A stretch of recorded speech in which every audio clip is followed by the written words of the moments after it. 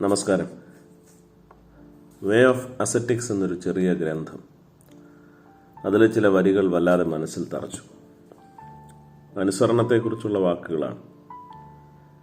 അനുസരണം നിന്റെ തന്നിഷ്ടങ്ങളുടെ ശൗക്കുഴിയാണത്രേ, ഒപ്പം താഴ്മയുടെ ഗർഭപാത്രവും.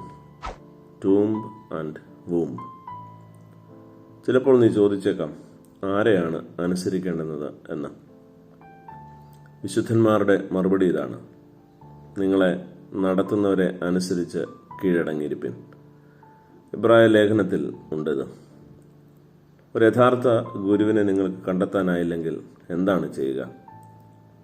സഭ ദീർഘദർശനത്തോടെ പറയുന്നു, നിങ്ങൾ ധനികനോ ദരിദ്രനോ സന്യാസിയോ വിവാഹിതനോ ആരായിരുന്നാലും ഒരു ഗുരുവുണ്ട്.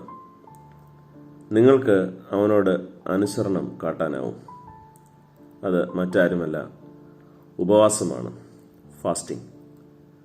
ഉപവാസം മാത്രമല്ല, നിങ്ങളുടെ ജീവിതത്തിലെ സഹയാത്രികരെല്ലാം നിങ്ങൾക്ക് ഗുരുവാകാം.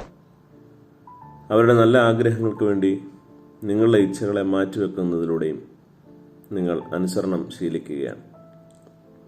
അനുസരണം നിരവധി അതിരുകളെ ഭേദിക്കുന്നതാണ്.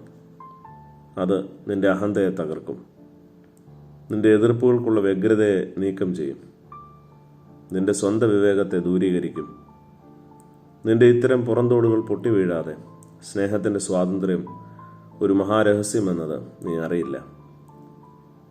അനുസരണം പറഞ്ഞാൽ കേൾക്കുകയല്ല, പറയാതെ കേൾക്കലാണ് എന്ന് പ്രസംഗിച്ചപ്പോൾ 2 പഴഞ്ചൊല്ല് പറഞ്ഞു തന്നത് ഒരു ഗുരുവാണ്. അദ്ദേഹം പറഞ്ഞു, പറഞ്ഞാൽ കേൾക്കുന്നവനെ കണ്ടാൽ കുളിക്കണമെന്നും പറഞ്ഞാൽ കേൾക്കുന്നവരുടെ കാലത്ത് നാട് മുടിഞ്ഞു പോകുമെന്നും. അല്ലെങ്കിലും ദൈവത്തെ അനുസരിക്കുക എന്നത് വിയർപ്പ് രക്തമാകുന്ന പ്രാർത്ഥന ആവശ്യമുള്ള സംഗതിയാണെന്ന് പഠിപ്പിച്ചത് ഗദസമനയിലെ പൊന്നുതമ്പുരാൻ തന്നെയല്ലേ സുഹൃത്തെ?